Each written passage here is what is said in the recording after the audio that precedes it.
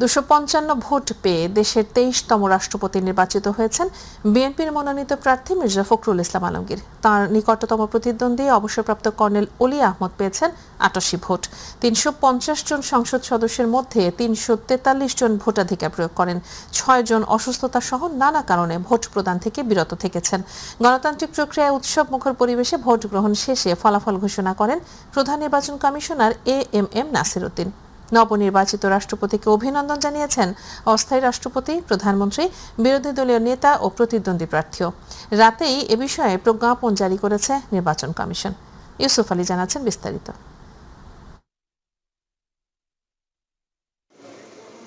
দেশের 23তম রাষ্ট্রপতি নির্বাচনের জন্য সকাল থেকে সংসদ সদস্যরা জাতীয় সংসদ ভবনে প্রবেশ করতে শুরু করেন। দুপুর 2টায় ভোট গ্রহণ শুরু হলে প্রথমে ভারপ্রাপ্ত রাষ্ট্রপতি অবসরপ্রাপ্ত মেজর হাফিজউদ্দিন আহমেদ ও ভারপ্রাপ্ত speaker barrister Kaiser Kamal vote দেন। এরপর ভোটাধিকার প্রয়োগ করেন সংসদ নেতা ও প্রধানমন্ত্রী তারেক রহমান। বিএনপির রাষ্ট্রপতি প্রার্থী মির্জা ফখরুল ইসলাম আলমগীর যখন ভোটাধিকার প্রয়োগ করেন তখন পাশে ছিলেন প্রধানমন্ত্রী। ভোটাধিকার প্রয়োগ করে বিরোধী দলীয় নেতা ডাক্তার শফিকুর রহমান সহ অন্যান্য সংসদ সদস্যদের সাথে করমর্দন ও শুভেচ্ছা বিনিময় করেন মির্জা ফখরুল। এরপর সরকারের সিনিয়র মন্ত্রী, নেতা ও বিরোধী দলের সংসদ সদস্যরা পছন্দের প্রার্থীর পক্ষে ভোটাধিকার প্রয়োগ করেন। দুপুর 2টা থেকে বিকেল 5টা পর্যন্ত ভোট গ্রহণের সময় নির্ধারণ করা হলেও নির্দিষ্ট সময়ের অনেক আগেই ভোট গ্রহণ শেষ হয়। বিকেল 5টায় শুরু হয় ভোট গণনা। গণনা শেষে রাষ্ট্রপতি নির্বাচনের ফলাফল ঘোষণা করেন প্রধান নির্বাচন commissioner AMM Nasir Uddin. Doctor অলি আহমদ বীর বিক্রম পেয়েছেন 88টি ভোট এবং জনাব মির্জা ফখরুল ইসলাম আলমগীর পেয়েছেন 255 ভোট। জনাব মির্জা ফখরুল ইসলাম আলমগীর সর্বোচ্চ সংখ্যক ভোটপ্রাপ্ত হওয়ায় রাষ্ট্রপতি পদে যথাযথভাবে নির্বাচিত হয়েছেন। দেশের 23তম রাষ্ট্রপতি নির্বাচিত হওয়ায় মির্জা ফখরুল ইসলাম আলমগীরকে বিজয়ী শুভেচ্ছা জানান প্রধানমন্ত্রী তারেক রহমান, সরকারের মন্ত্রিপরিষদের সদস্য, বিরোধী দলীয় নেতাসহ অন্যান্য সংসদ সদস্যরা। অনেক অভিনন্দন ও শুভেচ্ছা।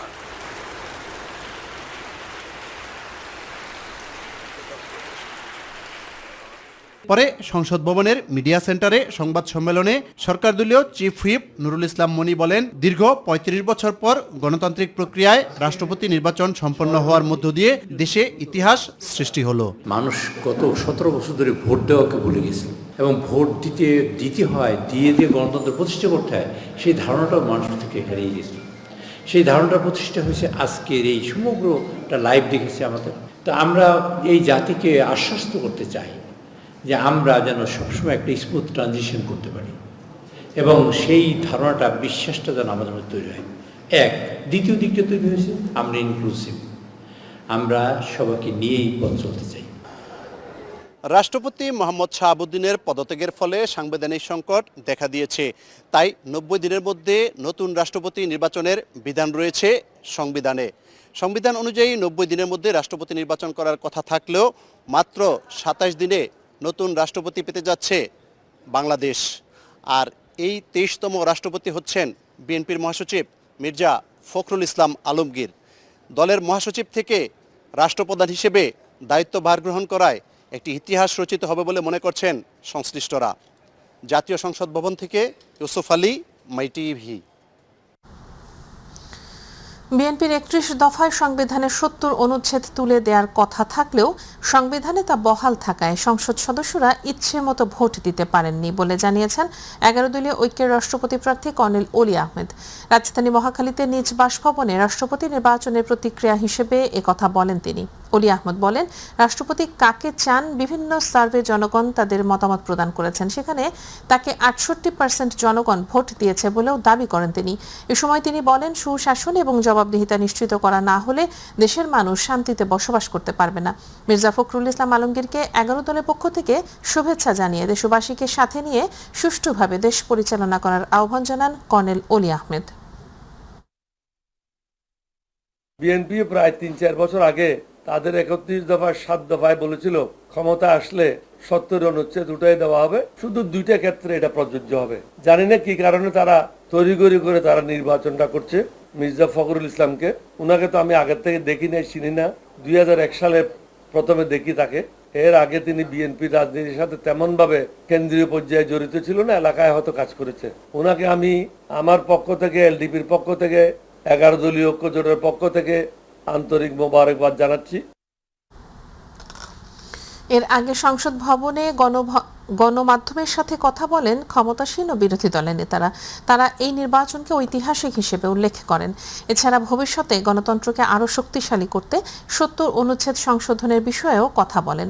এ সময় বিরোধী দলীয় চিফ হুইপ ও জাতীয় নাগরিক পার্টি এনসিপির আহ্বায়ক নাহিদ ইসলাম বলেন, সংবিধানের 70 অনুচ্ছেদ না থাকলে এবং স্বাধীনভাবে ভোট দেওয়ার সুযোগ থাকলে রাষ্ট্রপতি পদটি আরও বেশি সম্মানিত হতো। জবাবে স্বরাষ্ট্রমন্ত্রী সালাউদ্দিন আহমদ জানিয়েছেন, সংবিধানের বহুল আলোচিত 70 অনুচ্ছেদে পরিবর্তন আনার উদ্যোগ নিয়েছে সরকার। সংশোধিত এই বিধান অনুযায়ী ভবিষ্যতে রাষ্ট্রপতি নির্বাচন অনুষ্ঠিত হবে বলেও জানান তিনি। আমরা গণতন্ত্রের প্রতি শ্রদ্ধাশীল। সরকার কোনো সংস্কার না করলেও আমরা এই রাষ্ট্রপতি নির্বাচনের প্রার্থী দিয়েছি যাতে এই আলোচনাটা আসে, এই নির্বাচনটা কম্পিটিটিভ হয়, এই নির্বাচন প্রক্রিয়াটা নিয়ে মানুষ আরও বেশি সচেতন হয় এবং মানুষের কাছে এটা পরিষ্কার হয়। ভবিষ্যতে যে সংবিধানের সংশোধনী আসবে, 70 ধারাতেও পরিবর্তন আসবে, সেটা জুলাই জাতীয় সনদে রাজনৈতিক সমঝোতা হয়েছে। এখানে 4টি বিষয়ে উল্লেখিত আছে, তার মধ্যে 2টি বিষয়ে সব দল মোটামুটি একমত। একটা হচ্ছে অর্থ বিল। তো এইভাবে আমরা জুলাই জাতীয় সনদে যেভাবে এগ্রিড হয়েছি, ওইভাবে যদি 70 অনুচ্ছেদ সংশোধিত হয়ে যায় এবং তার পরবর্তীতে যখন রাষ্ট্রপতি নির্বাচন হবে তখন সেই 70 অনুচ্ছেদ অনুসারে হবে। 69-এর গণ অভ্যুত্থান চলাকালে ঢাকা বিশ্ববিদ্যালয়ের ছাত্র রাজনীতি, মুক্তিযুদ্ধের সক্রিয় অংশগ্রহণ থেকে কর্মজীবনে শিক্ষকতা, তৃণমূলের রাজনীতি থেকে রাষ্ট্রের সর্বোচ্চ পদে আসীন হলেন সংগ্রামী রাজনীতিক মির্জা ফখরুল ইসলাম আলমগীর। ফ্যাসিবাদী রাজনীতির আগ্রাসনের মুখে শক্ত হাতে হাল ধরে রেখেছিলেন বাংলাদেশ জাতীয়তাবাদী দল বিএনপির। দেশের প্রতিটি আন্দোলন, সংগ্রাম ও জনকল্যাণে সামনের সারিতে থাকা মানুষটি এখন বঙ্গভবনের পথে। মির্জা ফখরুল ইসলাম আলমগীরের বর্ণাঢ্য রাজনৈতিক জীবনের কিছু অংশ তুলে এনেছেন হাফিজা খানম জুথি। সরকারি কলেজের শ্রেণীকক্ষে অর্থনীতি শিক্ষকতা দিয়ে কর্মজীবন শুরু। এরপর সরকারি কর্মকর্তা, পৌর চেয়ারম্যান, সংসদ সদস্য ও প্রতিমন্ত্রীর দায়িত্ব পালন করেছেন। শিক্ষকতা থেকে বঙ্গভবন, তার দীর্ঘ পথ চলায় যুক্ত হল নতুন এক অধ্যায়। দেশের 23তম রাষ্ট্রপতি নির্বাচিত হলেন মির্জা ফখরুল ইসলাম আলমগীর। 1948 সালের 26 জানুয়ারি ঠাকুরগাঁয়ে জন্ম মির্জা ফখরুল ইসলাম আলমগীরের। ঢাকা বিশ্ববিদ্যালয় থেকে অর্থনীতিতে স্নাতক ও স্নাতকোত্তর ডিগ্রি নিয়ে 1972 সালে শিক্ষকতা পেশায় যুক্ত হন। 1986 সালে শিক্ষকতা ছেড়ে সক্রিয় রাজনীতিতে প্রবেশ। 1988 সালে ঠাকুরগাঁও পৌরসভার চেয়ারম্যান নির্বাচিত হন। এরপর এরশাদ বিরোধী আন্দোলনের সময় বিএনপিতে যোগ দিয়ে ধীরে ধীরে উঠে আসেন জাতীয় রাজনীতির কেন্দ্রে। 2001 সালে নির্বাচনে ঠাকুরগাঁও 1 আসন থেকে প্রথমবার সংসদ সদস্য নির্বাচিত হন। বিএনপি সরকার গঠন করলে কৃষি এবং বেসরকারি বিমান ও পর্যটন মন্ত্রণালয়ের প্রতিমন্ত্রীর দায়িত্ব পালন করেন। দীর্ঘ রাজনৈতিক পথ চলায় বিএনপি মহাসচিব হিসেবে দলটির সংকটময় সময়েও সামনে থেকে নেতৃত্ব দিয়েছেন মির্জা ফখরুল। বিএনপি চেয়ারপারসন খালেদা জিয়ার অসুস্থতা এবং ভারপ্রাপ্ত চেয়ারম্যান তারেক রহমান লন্ডনে অবস্থান করার সময়ে দল পরিচালনায় গুরুত্বপূর্ণ ভূমিকা পালন করেন তিনি। আওয়ামী লীগ সরকারের টানা 17 বছরের শাসনামলে বিরোধী দলের রাজনীতির কারণে মামলা, গ্রেপ্তার ও কারাবাস সহ নানা প্রতিবন্ধকতায় সক্রিয় ছিলেন এই নেতা। আর এবার সেই দীর্ঘ পথ চলায় যুক্ত হল নতুন এক অধ্যায়। জাতীয় সংসদে ভোটের মাধ্যমে বাংলাদেশের 23তম রাষ্ট্রপতি নির্বাচিত হলেন মির্জা ফখরুল ইসলাম আলমগীর। শিক্ষকতা দিয়ে শুরু, এরপর প্রশাসন, তৃণমূলের রাজনীতি, সংসদ ও মন্ত্রিসভা পেরিয়ে এবার গন্তব্য বঙ্গভবন। হাফিজা খানম জুথি, মাই টিভি নিউজ ডেস্ক। বঙ্গভবন থেকে বিদায় নিয়েছেন অস্থায়ী রাষ্ট্রপতি অবসরপ্রাপ্ত মেজর হাফিজ উদ্দিন আহমদ বীর বিক্রম। বৃহস্পতিবার দুপুর 1:25 তিনি বঙ্গভবন ত্যাগ করেন। এ সময় বঙ্গভবনের কর্মকর্তা কর্মচারীরা তাঁকে ফুল দিয়ে বিদায় জানান। বিদায় অনুষ্ঠানের শুরুতে সশস্ত্র বাহিনীর একটি চৌকস দল তাঁকে গার্ড অব অনার প্রদান করে। বঙ্গভবনে আয়োজিত বিদায় অনুষ্ঠানে 3 বাহিনীর প্রধান, রাষ্ট্রপতির সামরিক ও বেসামরিক সচিব সহ ঊর্ধ্বতন সরকারি কর্মকর্তারা উপস্থিত ছিলেন। বিদায় নেয়ার আগে হাফিজউদ্দিন আহমদ দেশের শান্তি, অগ্রগতি ও সরকারের সাফল্য কামনা করেন। পরে নির্ধারিত প্রোটোকল অনুযায়ী গাড়ি বহর নিয়ে বঙ্গভবন এলাকা ত্যাগ করেন তিনি। গত 24 জুলাই সাবেক রাষ্ট্রপতি মোহাম্মদ শাহাবুদ্দিন স্বাস্থ্যগত কারণ দেখিয়ে হঠাৎ পদত্যাগ করেন। এরপর সংবিধানের 54 অনুচ্ছেদ অনুযায়ী জাতীয় সংসদের স্পিকার হাফিজউদ্দিন আহমদ অস্থায়ী রাষ্ট্রপতির দায়িত্ব গ্রহণ করেন। বিএনপি ভারপ্রাপ্ত মহাসচিবের দায়িত্ব পেলেন রুহুল কবির রিজভী আহমেদ। দীর্ঘ সময় ধরে দলটির দ্বিতীয় সর্বোচ্চ পদে দায়িত্ব পালন করা মির্জা ফখরুলের উত্তরসূরি হলেন তিনি। বৃহস্পতিবার এক বিজ্ঞপ্তিতে এ তথ্য জানায় বিএনপি। এতে বলা হয়, বিএনপির গঠনতন্ত্র অনুযায়ী বিএনপি জাতীয় স্থায়ী কমিটির সদস্য অ্যাডভোকেট রুহুল কবির রিজভীকে বিএনপির ভারপ্রাপ্ত মহাসচিব হিসেবে মনোনীত করা হয়েছে, যা অবিলম্বে কার্যকর হবে। গত 13 আগস্ট রাষ্ট্রপতি নির্বাচনে আনুষ্ঠানিকভাবে বিএনপি তাদের প্রার্থী হিসেবে মির্জা ফখরুল ইসলামের নাম ঘোষণা করে এরপরই দলের মহাসচিব পদ থেকে সরে দাঁড়ান তিনি। এই কয়দিন বিএনপি মহাসচিবের পদ শূন্য ছিল। রাষ্ট্রপতি নির্বাচনের ফল ঘোষণার পরই বিজ্ঞপ্তিতে তা নিশ্চিত করল বিএনপি।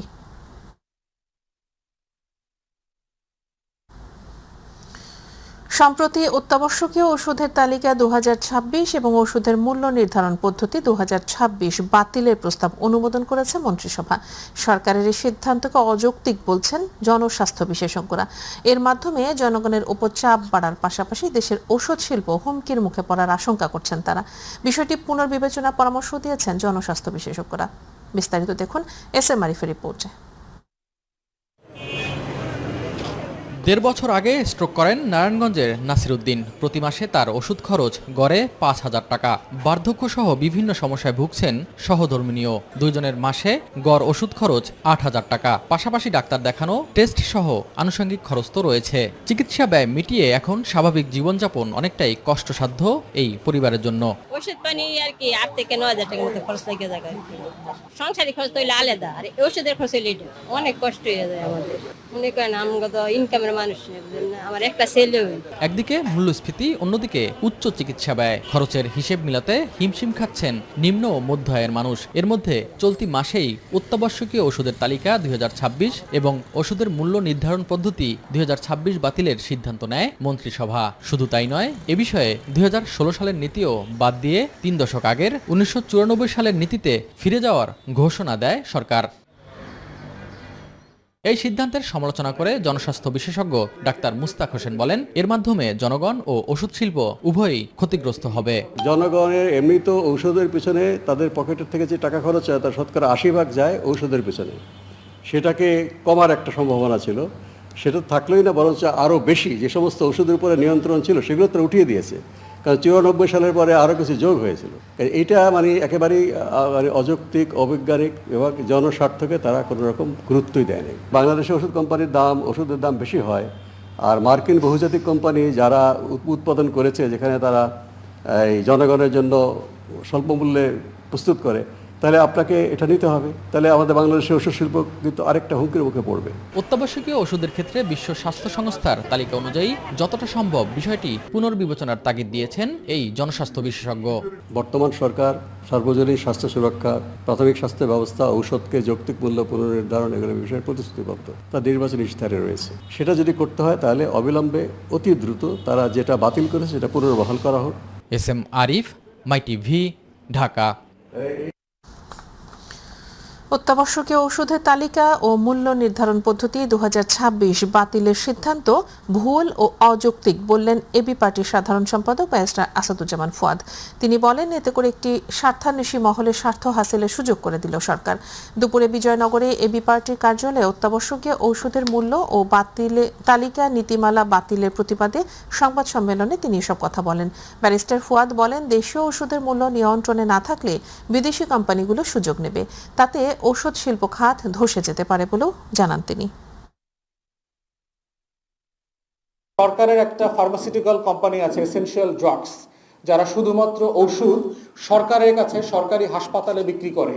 আমরা দাবি করছি যে সরকারি এই কোম্পানিটা মার্কেটেও বিক্রি করবার মতো স্পেস তাকে তৈরি করা দরকার, কারণ সে একটা লোকসানি প্রতিষ্ঠান। এই প্রতিষ্ঠানটা যেন জেনুইনলি কম্পিটিশন করে সরকারের লোকসানের বোঝা কমায় দিতে পারে। তো এই বিষয়গুলো বিবেচনায় রেখে আমরা মনে করছি সরকারের সিদ্ধান্তটা ভুল, এবং এই ভুল সিদ্ধান্ত থেকে ফিরে এসে জনগণের পক্ষে যে সিদ্ধান্ত নেওয়া হয়েছিল অন্তর্বর্তীকালীন সরকারে, সেই 2টা অত্যাবশ্যকীয় ওষুধের তালিকা এবং ওষুধের যে নীতিমালা দাম মূল্য নির্ধারণ করবার, সেটা আবার রিইনস্টেট করতে হবে, পুনঃস্থাপিত করতে হবে।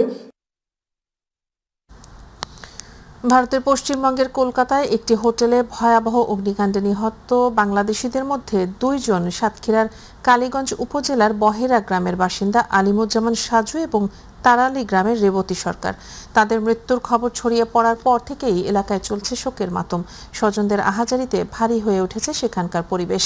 নিহতদের মরদেহ দ্রুত দেশে ফিরিয়ে আনার দাবি জানিয়েছেন পরিবারের সদস্যরা। সাতক্ষীরা প্রতিনিধি ফয়জুল হক বাবুর তথ্যচিত্রে আরও জানাচ্ছেন শবনম অবনী।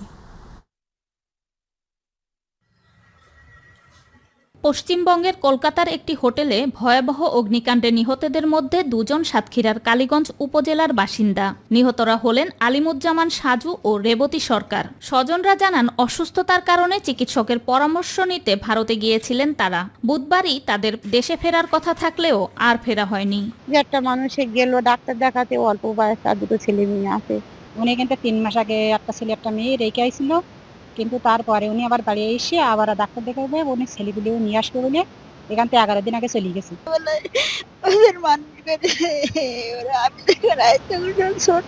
সে চিকিৎসার জন্য 5-6 দিন আগে কলকাতা গিয়েছিল। হঠাৎ জানতে পারি কলকাতা শহরে একটা হোটেলে আগুন ধরছে, ওখানে ও ছিল এবং ও আটকায় যায় এবং ও মৃত্যুবরণ করে। আমরা চাই যাতে আমাদের ভাইয়ের লাশটা অতি দ্রুত আমরা পেতে পারি। এদিকে নিহতদের মরদেহ দেশে ফিরিয়ে আনতে সব ধরনের চেষ্টা চলছে বলে জানিয়েছে সাতক্ষীরার জেলা প্রশাসন। উপজেলা নির্বাহী অফিসার ইতিমধ্যে 2 পরিবারের সঙ্গে যোগাযোগ করেছে, আর কলকাতায় যে বাংলাদেশ হাই কমিশন আছে তারা লাশগুলোর বিষয়ে ব্যবস্থা ইতিমধ্যে গ্রহণ করছে। আইনি প্রক্রিয়া সম্পন্ন করে বাংলাদেশে লাশগুলো প্রেরণ করা হবে।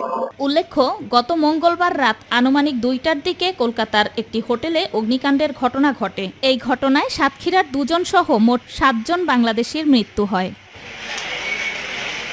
শবনম অবনী, মাই টিভি। কলকাতায় অগ্নিকাণ্ডে 7 বাংলাদেশের মৃত্যুর ঘটনায় দুঃখ প্রকাশ করেছেন ভারতীয় হাইকমিশনার দীনেশ ত্রিবেদী। সকালে সচিবালয়ে স্বাস্থ্যমন্ত্রী সর্দার মোহাম্মদ সাখাওয়াত হোসেনের সঙ্গে সাক্ষাৎ শেষে তিনি সাংবাদিকদের একথা জানান। ভারতীয় হাইকমিশনার বলেন, ভুক্তভোগী পরিবারগুলোর জন্য যা যা করণীয় তা নিশ্চিত করা হবে। এ সময় স্বাস্থ্যমন্ত্রী সর্দার মোহাম্মদ সাখাওয়াত হোসেন জানান, প্রধানমন্ত্রী তারেক রহমানকে ভারত সফরের আমন্ত্রণ জানিয়েছেন ভারতীয় হাইকমিশনার। ওইখানে যা যা করা আছে আমরা নিশ্চয়ই করব, কিন্তু খুবই দুঃখের। বাংলাদেশে এসে তার ভালো লাগতেছে, এটাই তার দেশ। ওনারা আমাদের প্রাইম মিনিস্টারকে দাওয়াত দিয়েছেন, এটাই শুধু বলেছেন। কলকাতা নিউ মার্কেট এলাকার একটি হোটেলে ভয়াবহ অগ্নিকাণ্ডের পর একের পর এক অব্যবস্থাপনার তথ্য সামনে আসছে। অভিযোগ রয়েছে, আবাসিক ভবনে গাদাগাদি করে একাধিক হোটেল গড়ে উঠেছিল। ভবনে ছিল সরু সিঁড়ি, অপর্যাপ্ত বাতাস চলাচল এবং অগ্নি নিরাপত্তার ঘাটতি। এদিকে ফায়ার সার্ভিসের কেন্দ্রীয় দপ্তরের খুব কাছে দুর্ঘটনাস্থল হওয়া সত্ত্বেও কিভাবে এত ক্ষয়ক্ষতি হলো তা নিয়েও প্রশ্ন উঠেছে। এ ঘটনায় হোটেলের লিজধারী আবু জাফরকে গ্রেপ্তার করেছে কলকাতা পুলিশ। তবে হোটেলটির মালিক বীরেশ্বর মিত্র পলাতক রয়েছেন। আরও 2 জনকে আটক করা হয়েছে। কর্তৃপক্ষ জানায়, মির্জা গালিব স্ট্রিটের 5তলা ভবনটিতে ছোট ছোট ঘর বানিয়ে সেখানে গাদাগাদি করে অতিথিদের রাখা হতো। এদিকে আহত বাংলাদেশিদের বিষয়ে খোঁজ খবর রাখছে বাংলাদেশের ডেপুটি হাই কমিশন। দেশে হাম, ডেঙ্গু সহ কয়েকটি রোগ একসঙ্গে দেখা দিলেও পরিস্থিতি নিয়ে উদ্বিগ্ন নয় সরকার। তবে ডেঙ্গু নিয়ন্ত্রণে সব ধরনের প্রস্তুতি রয়েছে বলে জানিয়েছেন স্বাস্থ্যমন্ত্রী সর্দার মোহাম্মদ সাখাওয়াত হোসেন। রাজধানীর ডিএসসিসি অডিটোরিয়ামে ওরাল কলেরা টিকা ক্যাম্পেইনের উদ্বোধনী অনুষ্ঠানে এসব কথা বলেন তিনি। এদিকে ডেঙ্গু ও এডিস মশার লার্ভা নিয়ন্ত্রণে জনসচেতনতা বাড়ানোর পাশাপাশি প্রয়োজন হলে আইন প্রয়োগের কথাও জানিয়েছেন ডিএসসিসি প্রশাসক মোহাম্মদ আব্দুস সালাম। আরও জানাচ্ছেন জাহিদ আহমেদ বাবু।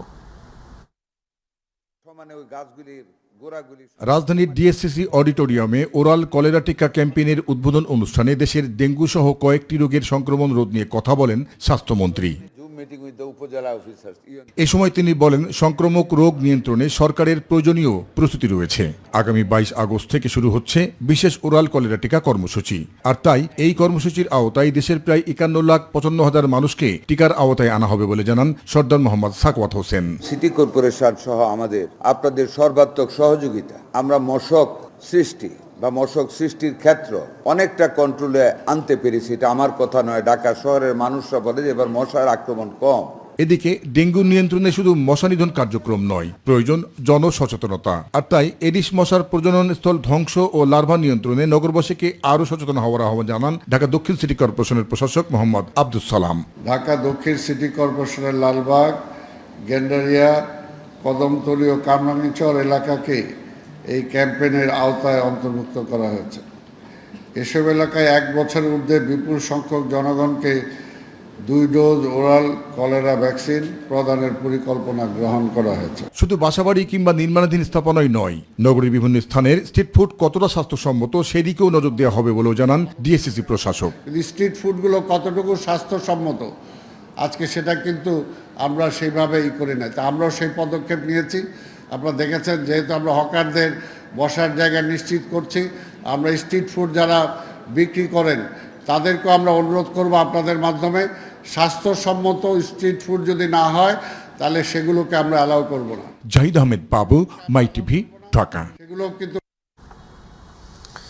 12 ঘন্টার জন্য প্যারোলে মুক্তি পেয়ে মৃত স্বামী ব্যারিস্টার তৌফিক নেওয়াজকে চিরবিদায় জানিয়েছেন সাবেক শিক্ষামন্ত্রী ডাক্তার দীপুমণি। বৃহস্পতিবার সকাল 6:15 মুন্সিগঞ্জ জেলা কারাগার থেকে কঠোর নিরাপত্তার মধ্য দিয়ে ঢাকার উদ্দেশ্যে রওনা হয়ে সকাল 9:15টার দিকে কলাবাগানের নিজ বাসায় পৌঁছান তিনি। সেখানে স্বামীর মরদেহ দেখে অশ্রুসিক্ত হয়ে পড়েন দীপুমণি। পরে তৌফিক নেওয়াজের মরদেহ গুলশান আজাদ মসজিদে নেওয়া হয়। জানাজা শেষে বনানী কবরস্থানে তাকে দাফন করা হয়েছে। মঙ্গলবার রাতে 76 বছর বয়সে মারা যান ব্যারিস্টার তৌফিক নেওয়াজ। দীর্ঘদিন ধরে তিনি কিডনি ও লিভারের জটিলতায় ভুগছিলেন। এদিকে প্যারোল শেষে আবার কারাগারে ফিরিয়ে নেওয়া হয়েছে ডাক্তার দীপুমণিকে। বাংলাদেশে তৈরি পোশাক ও টেক্সটাইল খাতের কারখানাগুলোর ছাদে প্রায় 1768 মেগাওয়াট সৌর বিদ্যুৎ উৎপাদন রয়েছে বলে জানিয়েছেন Centre for Policy Dialogue CPD. রাজধানীর মহাখালীর ব্র্যাক সেন্টারে সিপিডি আয়োজিত এক সেমিনারে এ তথ্য তুলে ধরেন সিপিডির গবেষণা পরিচালক খন্দকার মোয়াজ্জেম হোসেন। তবে এই সম্ভাবনা কাজে লাগাতে চীনা বিনিয়োগ ও সবুজ অর্থায়নের মাধ্যমে এই খাতে বিনিয়োগ বাড়ানোর সুযোগ রয়েছে বলেও গবেষণা প্রতিবেদনে তুলে ধরে সিপিডি। সেমিনারে অংশ নেওয়া সংশ্লিষ্টরা বলছেন, শিল্প কারখানার ছাদে সৌরবিদ্যুতের ব্যবহার বাড়াতে সহজ অর্থায়ন, নীতিগত সহায়তা এবং দীর্ঘমেয়াদী পরিকল্পনা প্রয়োজন।